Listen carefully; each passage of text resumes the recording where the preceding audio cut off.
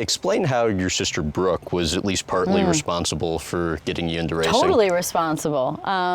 Yeah, well, when we were kids, my dad's always been involved in racing, and we used to go to the dirt track on Sunday night. My dad would work on a car, and we were too young to get in the pits, so we would get, like, mom and dad would give us $20, and we'd sit in the stands, and we would go and kill the concession stands and get, you know, like the rainbow snow cones and like licorice, like that was 3 feet long, and whatever other candy I'm sure we could find. And so we'd watch dirt racing on Sunday nights. And my sister wanted to start racing, and she wanted to be the number that my dad worked on, 65. So I think she just wanted a number with number 65 on something, but like it could be that simple when we're kids, couldn't it be? So anyway, and there was a friend of hers that was in her class that raced go-karts. So they, ironically enough, lived in our neighborhood. So we went down, ironic, I mean, I grew up in a town of 5,000, so I guess it's not that ironic. Roscoe, Illinois, yeah. I always say Chicago, and then they're like, oh, I know Chicago. I'm like, okay, do you know Rockford? And they're like, oh yeah. I'm like, do you know No, I don't know Roscoe. And so we went and looked at the go-karts and went to some races and started. And so she wanted to do it, and I feel like just in like the normal sibling sort of way, I didn't want to get left out. I'm sure there's things that went the other way too, but I was like, all right, I'll do it too. And she ends up eventually losing interest. Your interest only progresses. All of a sudden you're having baseball cards made with your picture on it, you know, t-shirts with your picture. What did the family weekend routine eventually become? It became leaving on Friday after school to go to the go-kart, to leaving on Friday morning, to leaving on Thursday night, to leaving on Thursday morning. And I say that, but then usually mom and dad would get home from work because they still worked full time. And we would get in trouble because we didn't have the coolers packed. We were never ready. And we'd load the trailer up and head on out. And we'd drive anywhere from locally at the very beginning for the first year. So that was only, you know, 30, 40 minutes away to, it went so far as probably as far as us driving, 20 hours. I mean, we go to Canada, wow, Florida, North Carolina, and then I raced out west, but we would get someone, like my dad had someone at work that would drive the trailer out there, and we'd fly. But yeah, I mean, Phoenix, California, so we kind of raced all over the place. But my mom and dad would, you know, my dad especially would just pound some candy and Mountain Dew and drive from the time that we were done on Sunday afternoon or evening at the track all the way home and go to work in the morning. And you were involved in a bunch of different sports growing up, volleyball, basketball, baseball. You were a cheerleader. Yeah. Started with t-ball. Wait, coach pitch, then t-ball, right? Or was it t-ball, then coach pitch? And then it was track, and I did band, choir, basketball, volleyball, cheerleading, tumbling. I took tumbling. What was it about racing then that, you know, even that early on made you know that's what you wanted amid all the other stuff you were involved in?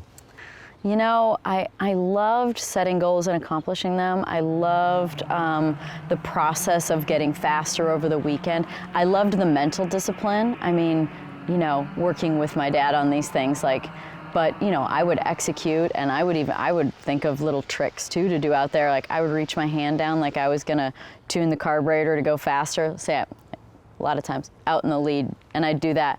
And I wouldn't actually do anything. It was just to make them think I was doing something, so that, and then they would do it, and they would start going slower. Because I knew it wasn't time yet, like nothing's too hot, and we don't need to richen it up yet.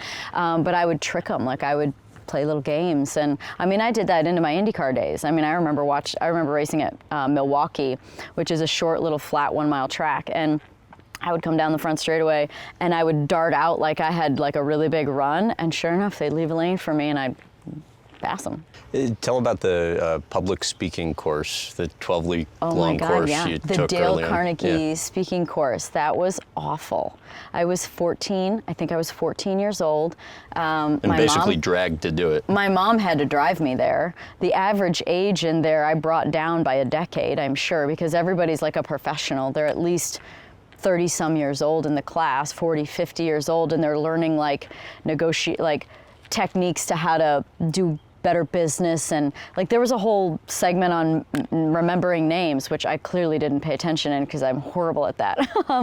But that was painful. One of my sponsors paid for it.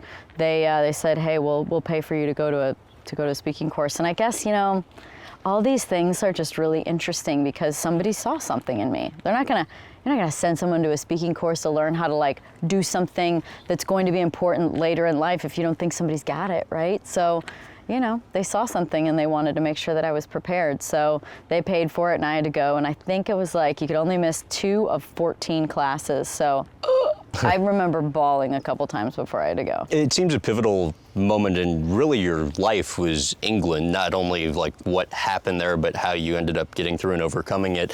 You're at the Brickyard in high school. Lynn St. James introduces you to an heir to a prominent Texas oil family. Yeah. What does he say that pretty much convinced you this is what you had to do in going to England? Yeah, this British guy who worked for this family, this really wealthy family, said you could learn more in 1 year in England than 5 years here. And I was like, well, that sure sounds like something I need to do then, you know? Like, I probably didn't say that while I was drinking my kitty cocktail at the bar, because I think we were sitting at a bar inside the suite. But I just remember thinking, well, that's what I need to do. And so from that point on, I go racing and win more and do really well. And 2 years later, when I was 16 years old, they contacted us again. It was during the Indy 500, month of May time.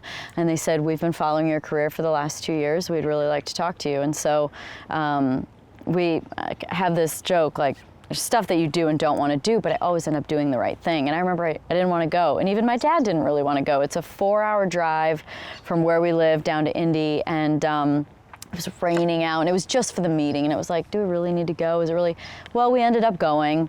And then sure enough, they're like, we want to take you to England. And so I went that summer and tested a car, and then went back at the end of the year for the Winter Series race, and then moved back the next year and pulled out of high school when I was 16 in the middle of my junior year. And so at that point in time, I went, I want to be a race car driver. And then I was like, okay, I got to make this work, because I just left high school. And I mean, credit to your parents for like believing in you enough and letting you go as just a high school kid moving alone to England. When I look back and think of the likelihood of me making it, the likelihood of any athlete making it all the way to the top is just so slim. I mean, it just is. And so for them to go, yeah, sure, get your GED, Danica, like just go try this and then hopefully it all works out. Like, that's a bold move. I know my mom was really sad. Like, my mom cried, from what I understand, pretty regularly of me being gone.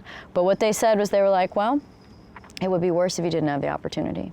So. Yeah, I mean, it seemed like, you know, your parents were doing the best they could to, you know, see you a lot. I think between both of your parents and your sister, each one separately, individually would go twice a year to visit you in London. But you move, you move 45 minutes outside of London. Yeah, I was going to say, that would have been really cool if I was like actually in London. But I was outside in a little town that called Milton Keynes that for 2 of the 3 years, one other year I lived even further in the middle of nowhere. Yeah, it was definitely not London. But how well do you remember what the owner said out there after you finished better than your teammates one time? Yeah, well, we were at Donington, which is a track in England, and we were testing, and it was, I think it was kind of raining on and off that day, and I remember sitting on pit lane, there were some chairs, and one of the cars pulled in and asked who was fastest, and like the owner stuck his head in the window and was like, the freaking girl's fastest, what are you doing? Like, as in, it shouldn't be that way. And that's always been the biggest struggle, is getting people to really believe in me, believe in what I believe I can do. And it's fine, I've had people believe that, yes, but it takes a lot more than just one person on a team to believe that. The whole, like, you're only as strong as your weakest link. If the collective doesn't believe in it, or most all, then you're not gonna get what you need. And how did that affect you then? I just remember feeling disappointed that I wasn't acknowledged for what I was doing. didn't like your host family either. What do you remember saying when the husband asks you to go fetch something for him one time? Oh my God, like if anyone ever told me to go fetch something, I'd go fetch it and forget to bring it back and just keep walking out. I mean, I'm sure it's maybe a little bit of like different like the words that you use in different countries, maybe. I don't know, that's me being as nice as possible. Yeah. But yeah, she was, she took care of the kids and had dinner on the table, and it was like a plethora of bowls of salads and meats and vegetables and just like the whole thing. And he'd be like, "Oh, Mitch, go fetch me a beer." Like, that's what he said. The same guy that said the girl's quickest, "What are you doing?" So partied a little too much. You're confronted by your parents. I didn't party too much. Party the appropriate amount. No, you know what I did? I was going out like I'm a teenager, right. But I wasn't worse than it. I mean, I went out less than everybody else, but it doesn't matter. People are always looking for a reason. I think when you stand out and you're different, people are looking for a reason. And but yes, I was having too much fun. What do you say when your parents confront you about it? When the sponsor pulls out, yeah, and your parents confront you? Well, I came home from the season in the winter, and I remember being sat down, and I think that my managers were saying they weren't going to keep going with me, and so this was after year one. And of the 3 years that I was there eventually, and they said that I was going out too much and partying and not serious, and not taking it seriously. And so yeah, I just kind of like broke down and ended up, I got a job. I worked at the Limited 2, TOO, for a while. I didn't do very well at that. I didn't do very well at all. You didn't? No, that's not my jam.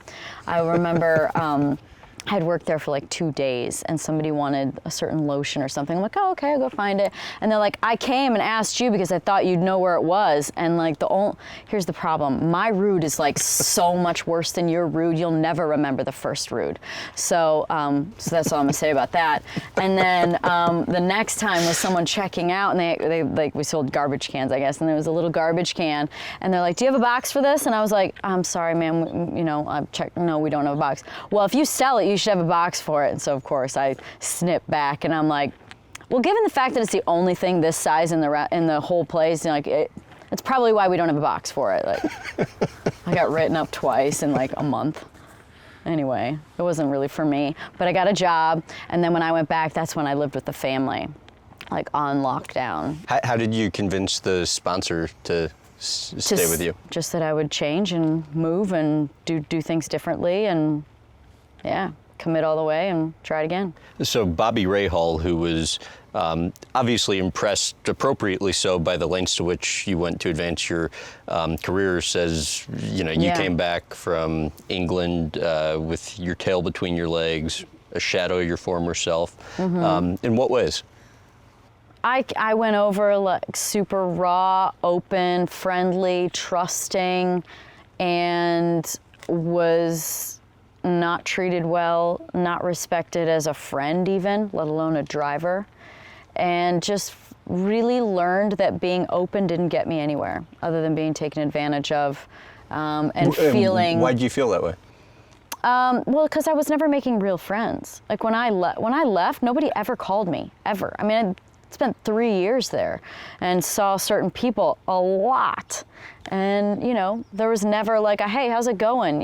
3 years. And so I never had real friends. And simple things like I'd be going back to the States for a week or two, and I wouldn't want to leave my car at Heathrow, and I could never find a friend that would be willing to drop me off at the airport. Like simple stuff like that where you just knew you didn't have real friends.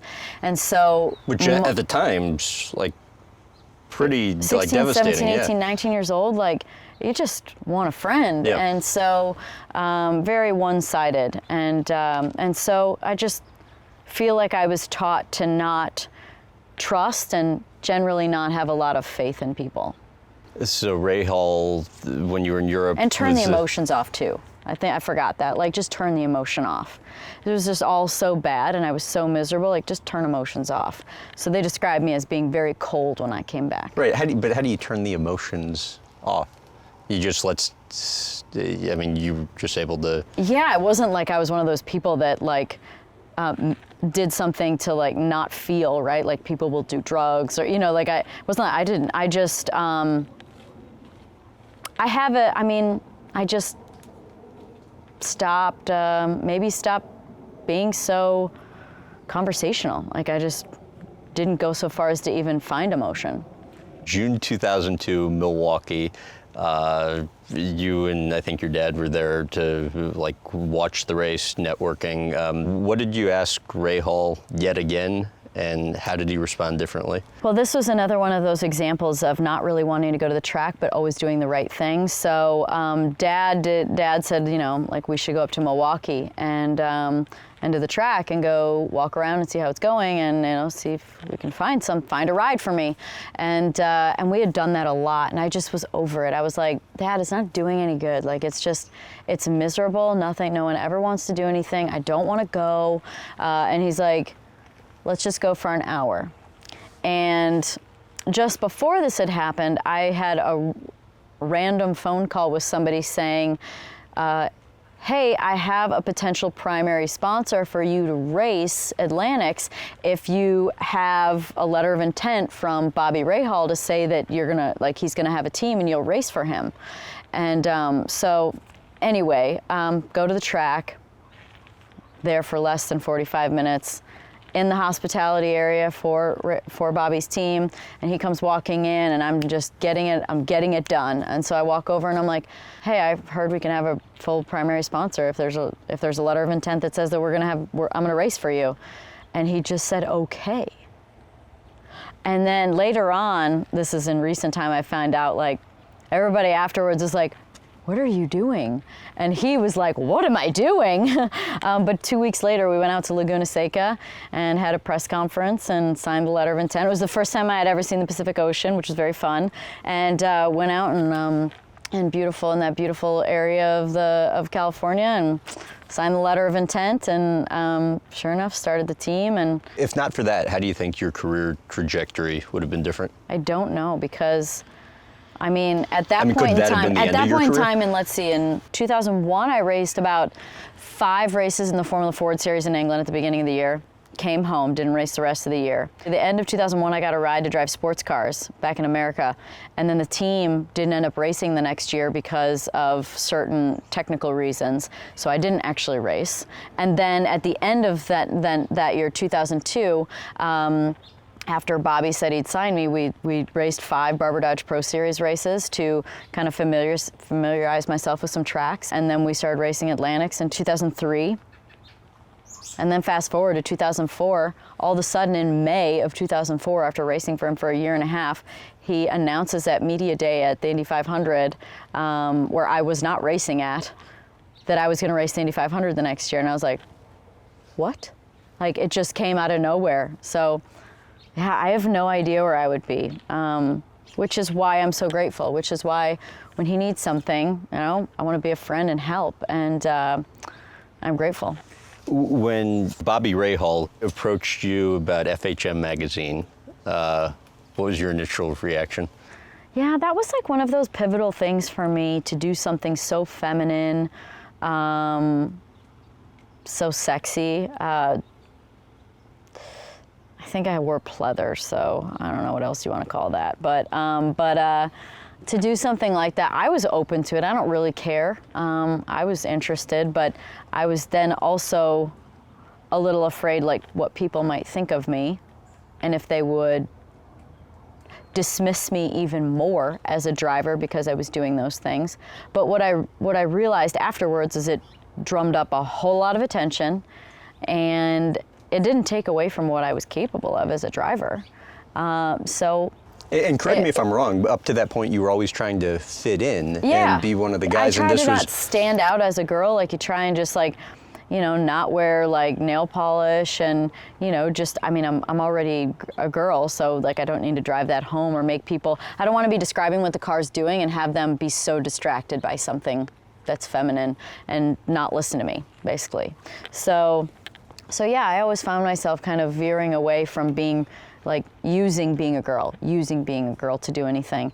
And then after I did that, I realized that it's part of who I am, and it's also what can give me an advantage. To what extent overnight did how some people viewed you almost changed in terms of all of a sudden you became like this sex symbol? Well, you know, you do one thing like that and it opens the door, and it opened the door for me too. Like I ended up doing, you know, Sports Illustrated swimsuit issue then, and various different things. So was it that quickly of a change? Yeah, I think that I just ended up realizing the power of using all of your attributes to your advantage. And I always say to people that I never did anything that I was uncomfortable with. So it wasn't like I felt like, oh, I shouldn't do this, or like I felt insecure, like I was stepping outside of my own personal boundaries. Mm-hmm.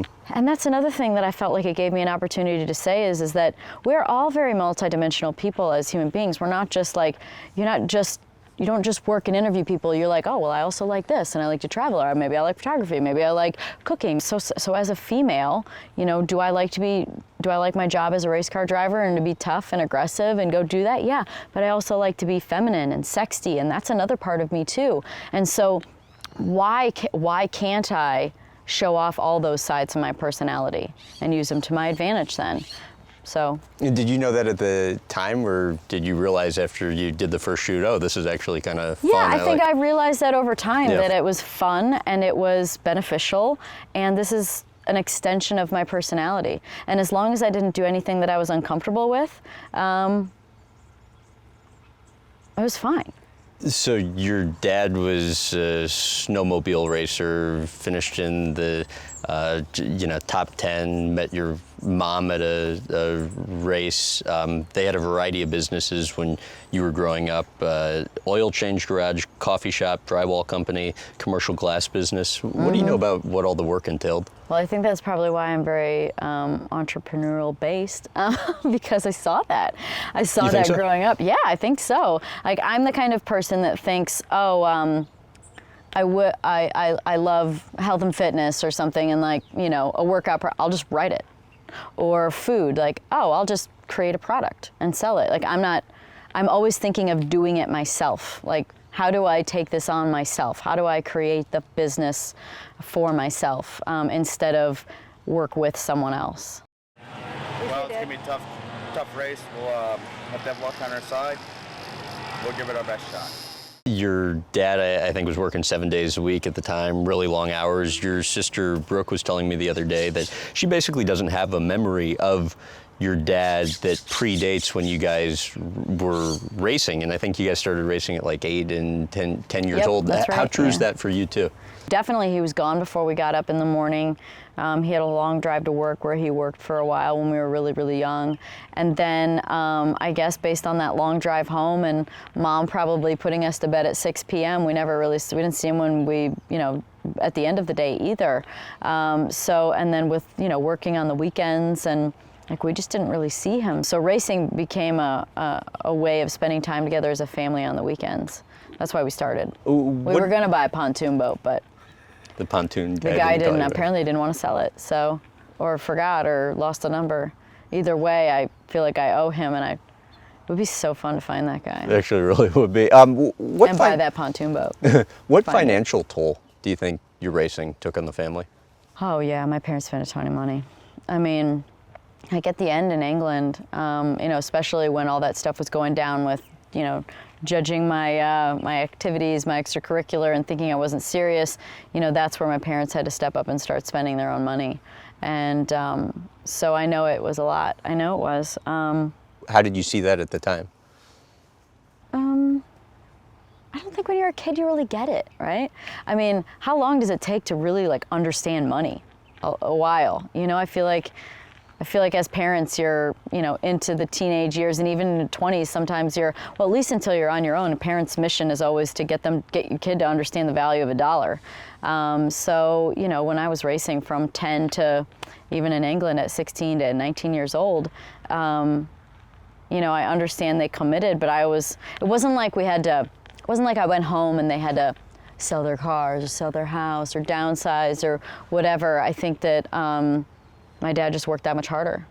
Although Brooke was saying she basically suggested to her parents her not going on one of the like extracurricular school yeah. trips that would Yeah. cost money because she knew things were tight and they needed it for. Yeah, my the sister racing. was big into cheerleading, and so Yeah. she would take like a trip every year that was kind of a fun trip to go. Like, we performed in like the Brock's Holiday Parade in Chicago as one of them. We went to Cancun, Mexico for one of them and performed in a parade down there. So like every year she would go somewhere as an all-star cheerleader and go do a fun event. And so yeah, I mean. Thanks, Brooke. She's always been super supportive. Like she's always the glass half full. She was always the positive one. I don't know where she got it from, but. The differing roles your parents played in your career over the years would be what? Mom is referee, and she would say that. There was plenty of times we would be driving home from a go-kart race and, you know, everybody's crying and dad's yelling and critiquing me, judging me on what I didn't do right. And Mom would try and chime in, and I remember her like crying, being like, I'm sick of being the referee. Brooke was always the positive one.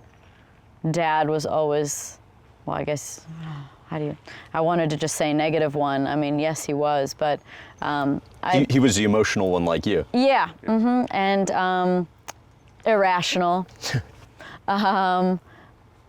The best way I can describe him is that he, you know, and I did describe him this way a long, long time ago, is that he never told me I had to do anything. It wasn't like he told me I had to be a race car driver. Come on, you know, keep pushing. He would ask me on a regular basis if I wanted to keep going.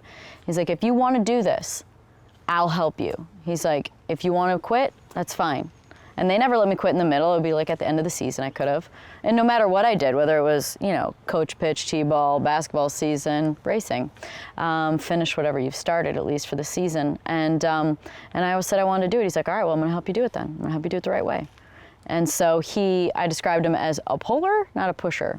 We were in the UK not too long ago taping an episode with Lewis Hamilton. Oh. He said the hardest thing he's ever had to do in his life was firing his dad as manager. Oh my God. To what extent was it the same for you? Oh yeah, that was horrible. Both my parents worked for me. Both my parents. And they sold the glass company so that they could come, you know, manage me, drive my bus, do everything. I think that it's best to not have your parents working for you. I do. Especially when the boss is the child. I think that's a really, really tough dynamic. Like, how do you hold your parents accountable for the little things when they're your parents? You know, on top of that, I was pushed into certain family dynamics based on a relationship that were not okay. Like, I look back and I'm like, I was manipulated. I was, How so? I was in a relationship where I was kind of forced to choose and push my parents out. And it was really sad, but it was my reality then. And so once I started understanding what I really wanted in life and who I was, I realized how important my family was to me. I didn't see my parents for 5 years at Christmas or Thanksgiving. Like, I didn't see them for the holidays for 5 years. Why? Because I was forced to choose, because they were taking advantage of me, because they weren't doing a good job, because they were, you know, didn't have my best interest at heart. This is what your partner at the time was telling you? Yeah, and Okay. so Did part you believe of that, it? Well, I mean, when you're manipulated, of course you are. Of course you believe bad things. And some things are true, right? Some things are true. But I know, like, look, I know parents don't always do the right thing, but I think they always want the best. I don't think they always know how. Because they've got parents too that screwed it up, and their parents screwed it up, and their parents screwed it up. Like, nobody's perfect. So yeah, did they do some things wrong? Like, sure, like, Mom, did you need to go buy that computer? Where did you get that computer? Well, I bought it. What'd you buy it with? Well, I bought it on the business. I'm like, did you ask? You know, I mean, that kind of stuff is not acceptable, but, you know, like, they didn't know any different. That's how they did everything, you know? They didn't know. And so, you know, boundaries were hard with parents. So between being pushed to choose to family, my blood family over, new relationship family, and then the fact that their parents working for you, and that dynamic is impossible and just it's always going to run its course. It was difficult. Like, that was just a super hard time, and How did you tell them? Well, I'm sure it was a super insensitive, manipulated coaching into writing something down in a spiral notebook instead of just going, speak from the heart, call your parents. Like, it was freaking planned out, and every word was spoken and probably read, and it's the right thing to do, but it's still very, very uncomfortable. And there was at that point in time, there was definitely a lot less talking to them and didn't see them as much. Your sister said one of the hardest parts was just figuring out what all of a sudden they'd be doing on race weekends, because how strange was it to ask them not to come to race weekends anymore when they'd basically seen every single one of my races. Oh yeah, to... that was all part of it too. Like, you can't come to the track anymore. Like, it was harsh, and wasn't all me, that's for sure. And so it was a very difficult time. The whole dynamic of family is all complicated because it's all emotional and it's all personal. And as a budding human being, you're also trying to figure yourself out and who you are as an adult, trying to deal with adults. And so, and all find your new place in the world as, competent human beings taking care of your own bills and whatnot. So it was a super difficult time. How'd you get through it? In the end, like, when I was separated from, that person, like, honestly, I called my parents and everything was 100% normal right away. Really? Right away. Like, there was absolutely, and it didn't even feel awkward. And I'm a really good person at feeling and energy, and I know a lot more about that hibbity-dibbity stuff now, but back then I could, and I can feel when it's awkward or uncomfortable and tense, and it never was. As soon as I called my parents when I was on my own, it was all normal. It's wonderful. So your dad, I think, had been going to the Indianapolis 500 since 1974. Oh, I'm sure he's got, shirtless photos to prove it. And then all of a sudden his daughter's racing in it. Why do you think it's still emotional for him when he talks about it? Because he's super emotional. I think, I'm the same way. But a lot of times before the Indy 500, I think he just can feel the gravity of the situation, the perspective, and, would hug me before the race and would be welled up with tears in his eyes saying good luck. I'm like, Dad, stop. I got to keep it together. I got a job to do. But he's just an emotional guy, and he, that's the fire in him. That's what makes him super out of control, angry at times, but also super emotional and sad, but grateful and happy at times. So that's just him. He's just loaded with emotion. I wonder if you still feel the same now, but you've been quoted before as saying not going for the victory in that first 500 was the greatest regret of your life. Why? Well, because they're hard to come by. Period. And,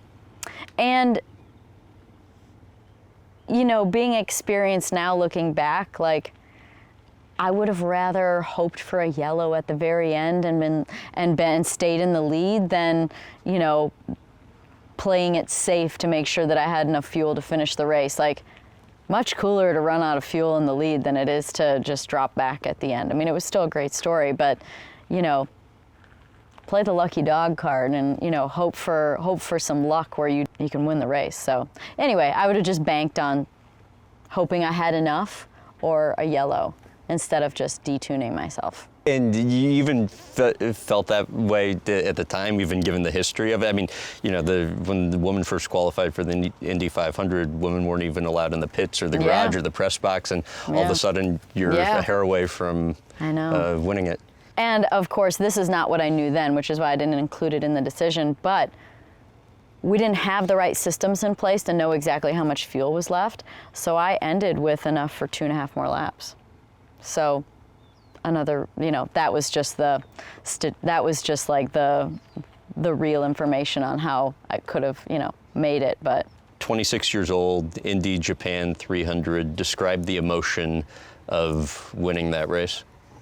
I remember earlier in the season, a driver named Brian Herta telling me he used to race for the team that I was racing for then, and had since retired, and you're just hanging out at one of the tracks, and I remember him saying, like, one day you're just going to be doing the same thing that you've been always doing, and you just win. And I was like, okay, cool, you know, sure, okay. And sure enough, in Japan, that was what happened. You know, you're just doing the same thing that you're always doing, and it just worked out, and I won. For me, it was a big relief. Like, given the fact that I nearly won the Indy 500 my first year, which was race number 4 of that season, I believe, maybe 4 or 5. You know, waiting, you know, taking that many more years to get there was frustrating. Especially, I would say, to look back on 2007, which was my first full year with Andretti Green. That season, I was top 5 every weekend and running really well. And that was when Dario Franchitti was on the team, and he won the Indy 500 in 2007. And from that point on, like, team instructions were you follow Dario and you help him win the championship. And I'm just young, and I'm just like, okay, you know, like, I get it, and you know, you do what you can. Like, you can win if you have a chance, but it's like, sometimes to win, you have to pass him. So, like, I remember looking at that year and thinking, how many opportunities did I throw away because I was doing what I was told, kind of. And I'm sure it could be argued, like, you could have gone to win if you, like, you can go try and win if you want, but it's like, I remember that being the feeling that year of not feeling like I was supported in that decision. So, you know, in 2008 came when I finally won. It was like, finally, you know, like, I feel like I've been there the whole time. Haley Moore was telling me how you guys were passing the warm sake around Haley in the in her green helicopter scarf. to the And we airport. Normally and then, afterwards, like, I think I probably argued for probably 10 seconds about, like, no, I want to stay and go out in Japan and go out in Tokyo in the Roppongi district and, like, have a good time and celebrate the win. But they're like, no, you have to go back to LA. You're going to the Champ Car race in Long Beach, and then we're going to go to New York and do media. And it was just like, whatever. You guys were cut off on the plane? Oh yeah. So, but on the helicopter ride from the track to the airport, Tony Kanaan gave me the humongous bottle of sake, and it was just being passed around in a circle until we finished that. And then we got to the airport, and then got in the airplane, drank all the champagne. Then we drank all the vodka, and I think maybe I don't know if we drank all the vodka. I think we drank all the vodka, but we definitely ran out of maybe like cranberry juice or pineapple. And then, I mean, we just crushed it. And so Scott Dixon was on the flight, and then sitting right behind me was Dan Weldon. And so, like, we just partied hard, and it was. I think we went to Waffle House maybe when we got in, and then I remember having, and it was like late at night, and I remember having to get up at like 2:45 in the morning for hair and makeup to make East Coast morning news the next day, and then go to the track to the race for the Champ Car race, and then head to New York right afterwards. Like, thank God I was young and didn't get hung over so easily. Nowadays, I'd be like, you know, I'd be in like... Oh, please, you're still young. I'd be getting an IV and, you know, definitely eating Zofran to make sure that I could function. How would you explain the difference between NASCAR and IndyCar? Well, there's different parts of it. I mean, people-wise, when I went to NASCAR, I remember feeling like, so I lived in England, then I came back to America, IndyCar felt so American. And then when I left IndyCar and went to NASCAR, I was like, oh my God, NASCAR is so American. There's so many foreign and European people in IndyCar. So it's, you know, international, I guess you could say. Felt much more international, IndyCar. There's definitely a lot of posing. I always felt like in IndyCar, everybody was like, you know, who could go to the hauler earlier to show they were more committed. People would like not have a drink the entire season because it was the season. You know, and then you go to NASCAR and it's like, whatever, and like, you know, people are rolling in on helicopters an hour before practice starts and, you know, out like crushing beers the night before. Like, I mean, it's just like, okay, I mean, I'm exaggerating a little bit, but maybe some people crushed beers, I don't know. But definitely like so much more friendly, like loosey-goosey, like have fun, you know, be friendly. So friendly, I would say, and less posing, less maybe faking it, you know, fronting. And then, yeah, I mean, the racing was, you know, racing was different because it went from not being able to touch each other on the track to being able to bump. So, you know, that's just a difference between the body work in the cars. The steepest part of the learning curve for you from IndyCar to NASCAR would be what, and if you had to do it over again, would you make the same decision to make the switch? I mean, I think I did what I could. I mean, I did a whole season of nationwide before I went to Cup, so that was a recommendation. I didn't really want to do that, but I did that. I feel like I did a good job of giving it a shot. I think what I didn't realize was just how, you know, the old movie Days of Thunder, there's nothing stock about a stock car. So true. And, you know, the teams always make a really big difference. And, you know, not just team itself, but then like the individual cars within the teams. I think that's why you see the drivers thanking the guys at the shop and people working on the cars, because it's a big deal. It makes a big difference. And so, you know, that kind of goes back to that whole getting people to believe in me and what I could do, and putting in the amount of effort that it's going to take to get there, and how you know, one believes in you, that's just not enough. Like that one person can't build the whole car or, you know, do everything. That was the hardest part, was just that there was so much that was out of my control. I look back and Indy cars are much more even than stock cars. Looking back, do you think you would have preferred to stay in Indy, I'm totally not a regretful go person. to NASCAR or try Formula One? Or yeah, I'm not a regretful person. Yeah. I'm not like, I don't look back and think I wish I would have done it different, because I'm happy where I am now. But everything leads to, you know, one thing leads to the next in life, and so yeah, it didn't go as well as I wanted, but I learned, and it was a great experience, and I had fun doing it. Some stuff wasn't fun, and that's why I ended up retiring. What made 2017 the hardest year of your career? Well, for various reasons. I mean, like, my primary sponsor left, and I'd never been in that scenario before. And then it was about what team to go to, but then me going like, like, I'm not going to take a step down. Like, I'm not going to go to a team that wouldn't presumably give me the same, if not a better chance of performing and doing well. So yeah, it was the decision about what I needed to do with my life moving forward, and if I was going to hang on a little longer and just sort of take a performance cut and a pay cut and just continue to be out there because I didn't know what else to do, or just take a leap of faith and move on. Brooke was saying when bad stuff would happen in 2017, you would text her. What sorts of texts would you send? Oh man, well, you know, I had, you know, work drama, relationship drama. Like, I mean, my whole life was shifting. Like, the biggest decisions, like moving, leaving a relationship, like quitting letting go of my job and doing something else. There was a lot going on. How did you juggle everything going on?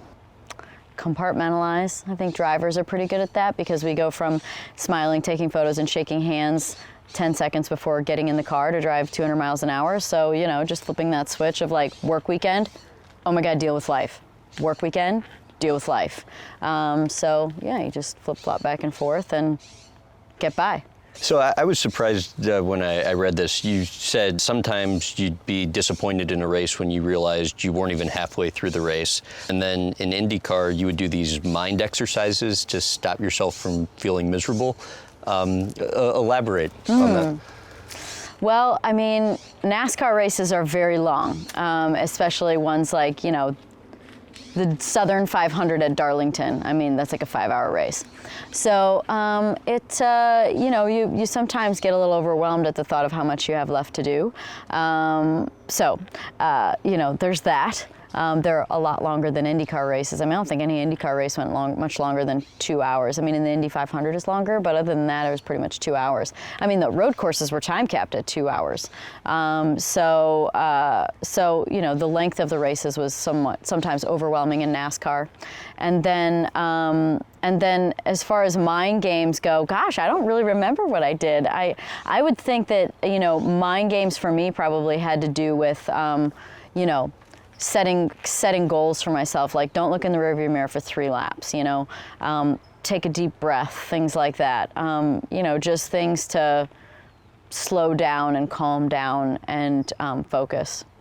The last time you genuinely enjoyed racing, you think would be when? Oh, what an interesting question. Every now and again there'd be a run in a race where it was just like magic, and I can remember one at Richmond.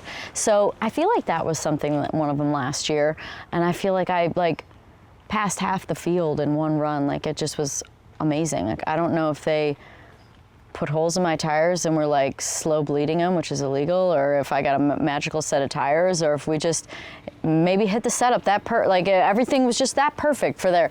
I don't know. But every now and again there'd be just like there'd be a run where I could pass half the field, and I don't know. Anytime I'm passing cars was always my favorite. That was, even if it came down to the end of the race and it was just me and someone else, and it might be for 15th place, it might be for 9th place, it might be for 5th place, it might be for 22nd place, it doesn't matter. Wherever it was just like down to the sort of mano-a-mano moment at the end of the race. If I didn't get by that person, or I didn't hold someone off that was right on me, it felt like I finished last, no matter what. It always felt like so demoralizing. And if you beat them, then it felt so rewarding, even though it wasn't for a win. It was just that setting that goal at the very end of the race. So it was about beating someone, it was about passing people. What was involved for you in getting to the mental space where you realized, I don't love racing anymore?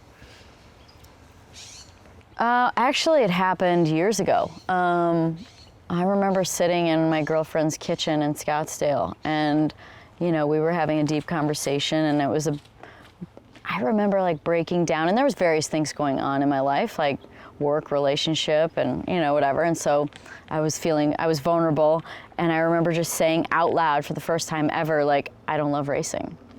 And I was like, oh my God, what'd I just say? And I was like, I lost it even more. And I was like, that's true. Like, I love parts of it, and that's what's kept me going. But like the actual, if I had free time, go to the track and drive around and that doesn't interest me at all. I would rather go meditate. Doesn't sound fun to me. Mm-hmm. Now, mind you, you don't do something for 27 years and, get to the level I was at without, loving it. You just there was parts of it that I loved the most.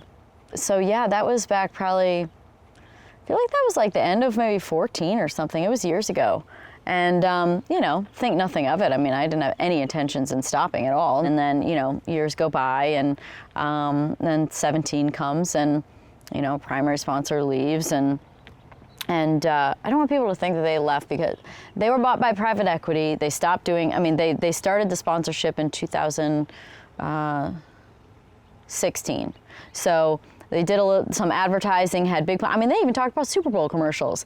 And, so the first half of 2016 goes by, and then they did nothing the last half of 16, and come to find out they got bought by private equity, and usually then at that point in time, they stopped spending advertising dollars, and, that's what we were as a race team, was advertising. So they left, and then at the same time, my wine launches, my clothing line launches, my book is, well underway and launches at the beginning of the next year. And so I was in the midst of doing a trial run with the workout program for the book at that point in time. And so I had all these other things going on. And so, when at first in the beginning of 2017, I thought to myself, like, oh no, I'm not ready to be done. Like, and it felt good to say that. It felt good to feel that.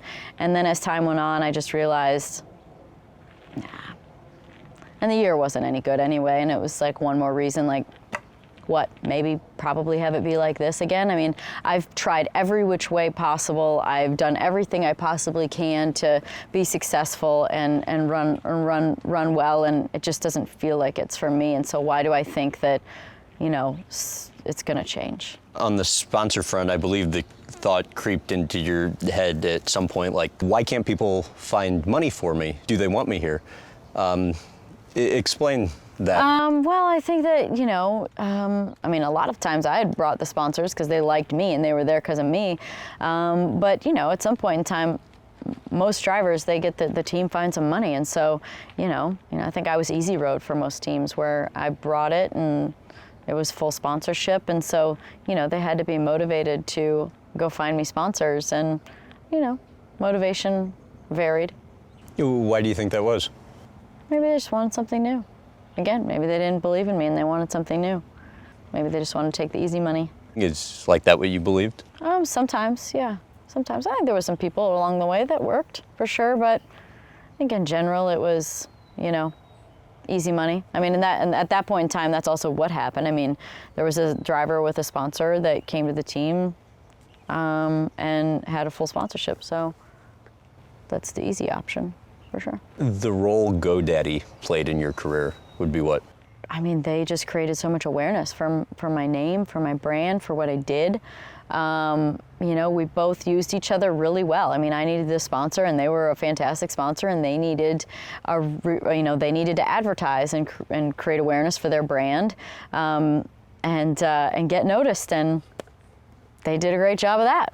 So, all the Super Bowl commercials, and then for GoDaddy to come back at the end and sponsor me for the double for the Daytona 500 and Indy 500 in 18 was just really proved how well we worked together and how effective we were for each other. And what people might not know about that is you actually negotiated that deal yourself, I believe. Yeah, so pretty much. What was involved with doing that? I mean, it really was a simple case of looking at how much it was going to cost to run for the 500, each 500, and knowing kind of that budget, and knowing what I was prepared to do these races for, and knowing how much it cost me, and just going I think we need this, and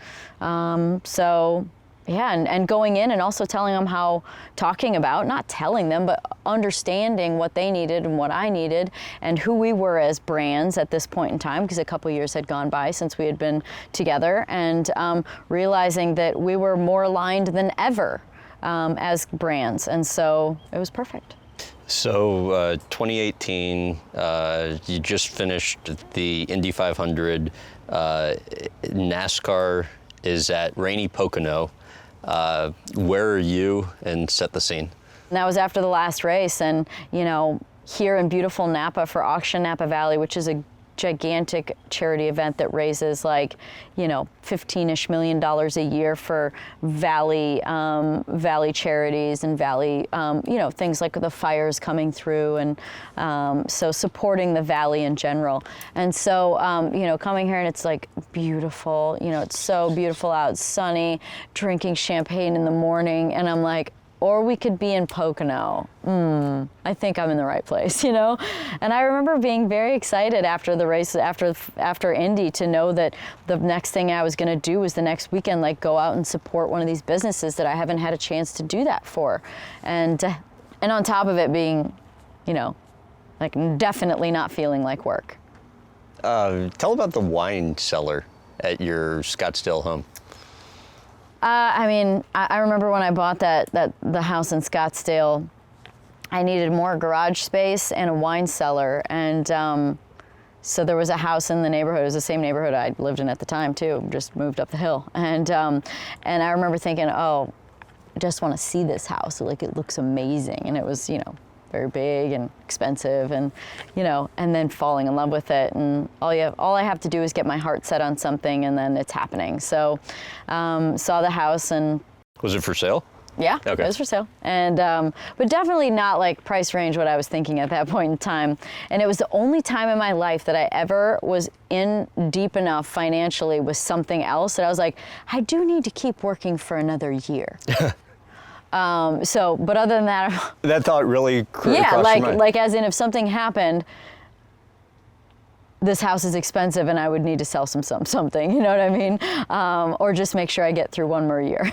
Right. So I bought it for the wine cellar, but it's a 800 or 1,000 bottle wine cellar, and the hard thing in Arizona is to keep an AC unit and ship shape, because it's so effing hot out there that the AC units, if they're exposed to the sun, they just wear out and they run and run. So the amount of times you have to replace the AC units in things like a house and a wine cellar in Arizona is high, but you got to keep your wine in good shape. Is it first world problems? Yeah, these are champagne problems, literally. What do you enjoy about wine? Well, I love drinking it. I drank wine in England, and then coming back here, I mean, still like wine, and took a trip here in 2006, and was just down the valley, and at a place called Quintessa, and was set up by my agent at that point in time, and it was a beautiful morning, and rose petals leading out to the grassy knoll in the middle of the property, which I found out later wasn't for me, it was a wedding the night before. But anyway, rose petals on the way out, picnic table, beautiful view looking south. The fog is like clearing out and pulling back down into San Francisco, into the bay, and just being like, it's like 10 a.m. and I'm drinking white wine, and it's amazing. And wow, it'd be so cool to have something like this someday. And thinking to myself that, obviously dreaming about that. And then also thinking that maybe that would only remain a dream, maybe. And you really had that thought even then? Your first time? That was literally it wasn't the very first time I'd been here, but it was the first time I really experienced Napa well. Private tastings and stuff like that. That's the only way to go. You can go to cellar doors, sure, but you really want the backstage pass. You want a barrel taste. You want personal one-on-one to explain the vineyard, explain the wine, explain the varietals, how much is produced, the whole scene. Just understand the what you're drinking. But I in my mind I thought, oh my God, it's probably $50 million to have a winery, and I thought, I don't have that. And I definitely 100% thought yet, because I definitely believed I would have $50 million someday.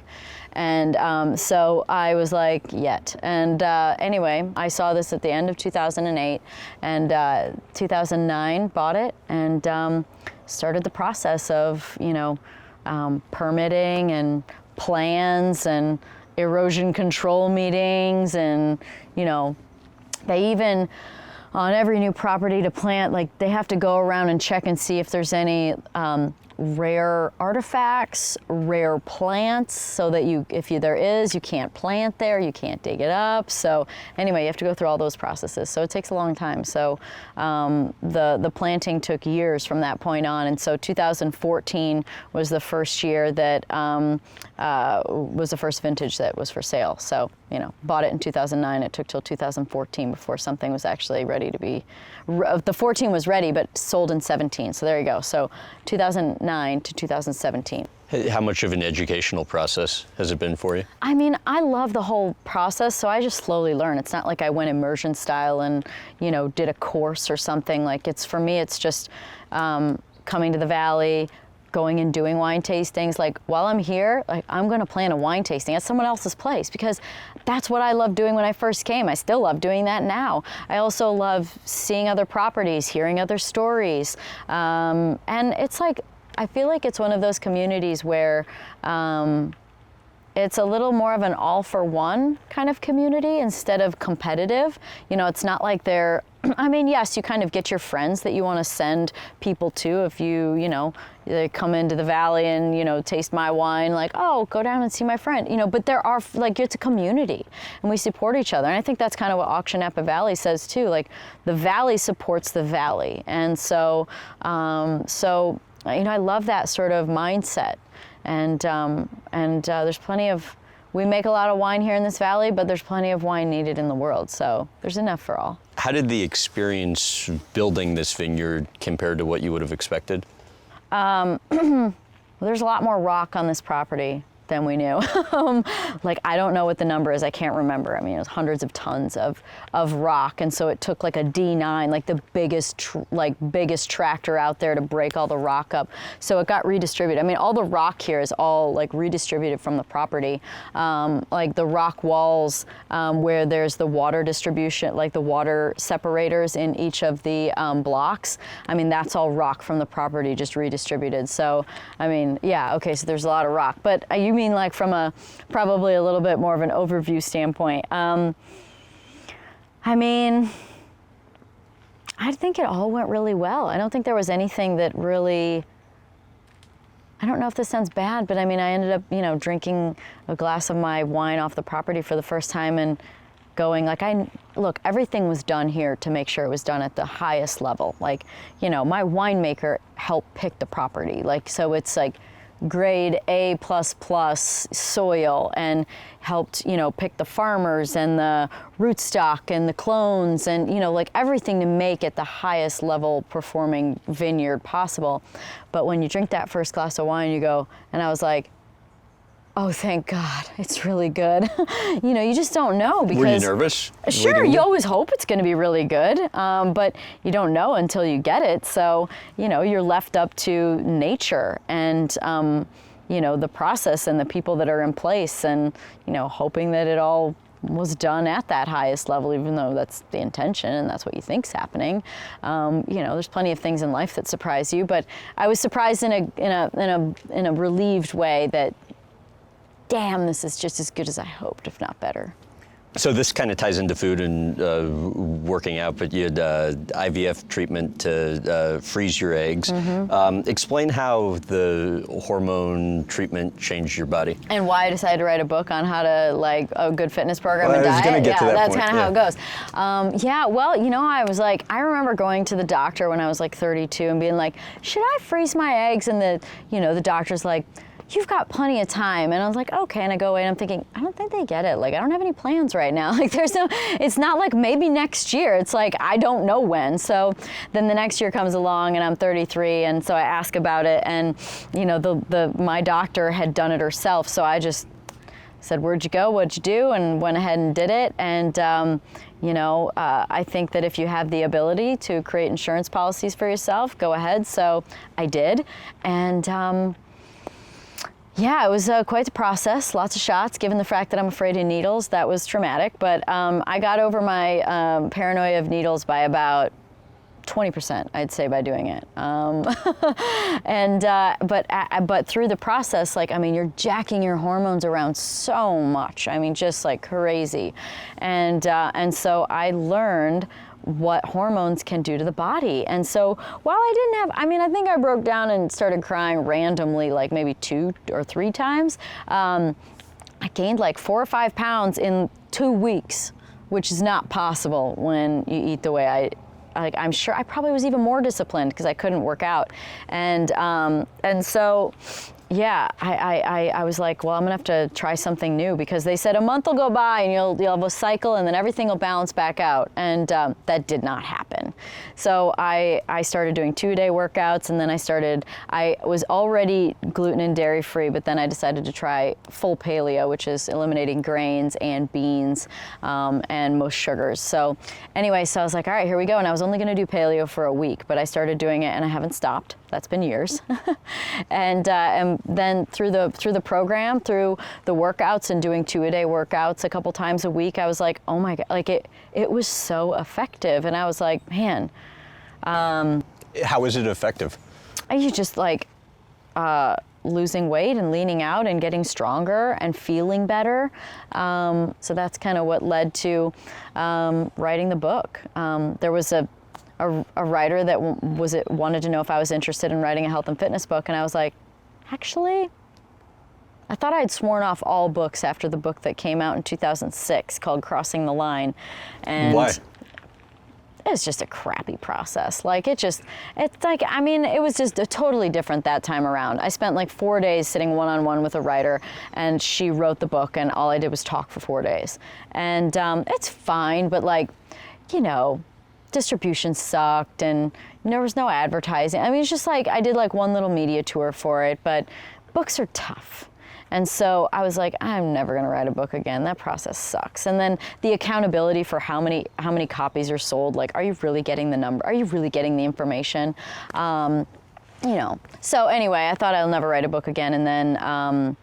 And then the opportunity came, or the thought of it, and I was like, I actually think I have something to say, but this is not a tell-all. This is not like this is not a biography about my life. This is going to be like an educational health and wellness and fitness book with a program that has been more effective than anything else I've ever done, and I've worked out since I was 14 years old. So 20 some years later, I've finally found like the most effective thing. And what did you want to get across in it? And so the book got broken down into 3 sections: mind, body in the beginning, then the workout program and why the chapters on supporting why the program is laid out like it is, and then food. And so the recipes, as well as information about why to cut certain things out and why to add certain things in or eat more of them. Yeah, and I worked my ass off on it for a year and a half. So it was a lot more work than Oh the my last God, go-around. I decided that I was gonna do whatever it took to be successful. And it was 100% my worst paying job. I ended up having to have the writer come down to me because he was not understanding my mission with the book, and spend time with me to see how I worked out, see how I ate, and sat down and actually talked about the goals for the book. I wrote the workout program, tested the whole entire workout program, ran a trial group for 3 months for the workout program, and did a forum every day talking to people about about it, building a website for it so that they could get the information and get the workouts. Writing all the content for it, because the writer was just regurgitating stuff that he had already written before. I'm like, I don't think you're getting it. So I had to write the entire content for the website, and then the recipes. Writing the recipes for the book as well as photographing them then, which I didn't have to photograph them, but I was gonna have to pay for them to be photographed anyway. So I'm like, why don't I just get a decent camera? Let me just try this. So I did. So I wrote and photographed all the food, writing all the recipes down, which for someone who really cooks, you don't measure, you just go like this. I don't even measure when I bake, so that's probably why I'm not the greatest baker. But so writing down exactly how much you used, and then writing instructions for every recipe, and there's 50 of them. And then when the chapters came through, it was all like little blurbs kind of just that went in a long line on a PDF or something. And I'm like, I'm so confused, I don't even know where to start. So then I was on a flight and I wrote down the outline for the book. And then I sent that through, and then I wrote a base for every single chapter of what I wanted the creative direction to be. It went from like 1 paragraph to like 5 long paragraphs of information for each chapter, and instructions on what technical information I wanted, what research and studies had been done. I asked for like, find a study on this, I want to know about that. So he kind of became like the researcher that would go pull that information, and have charts and graphs in there. And then the workout program, there was before and after photos, testimonials. So there was, interviews with everybody, with like a select like dozen people that did really well and loved the program and had great results. I mean, it was just a year and a half of constant. So it's just a lot of work. Love and relationships. Your sister, in an article I read from many years back, was quoted as saying, I always wanted to be a mom, where that's not really something she's had, meaning you. How's that desire changed over the years on your end? I mean, kids have crossed my mind since I was in my, early 20s, for sure. Like, you come across some cute kids along the way, and you're like, oh, that's cool. Or you think of the idea of it, and you're like, I was always very focused on racing and was never going to quit racing for it. But like surrogacy crossed my mind plenty of times. It just was not in the cards for so long, because of, two people have to want the same thing.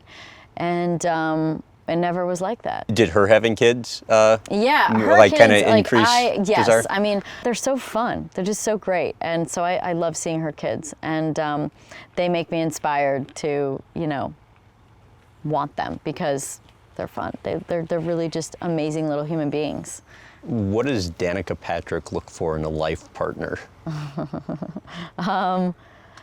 Well, I think you just want to be with someone that reciprocates, right? Someone who's going to love at the same level and the same way, or the way that you need it, right? I mean, there's like a great book called The 5 Love Languages, and everybody feels love or receives love, in a few variety of different ways. And so, if your, love tank stays full based on that, and, I think ultimately the most important thing is that you want to grow together. And, I feel like over time, like,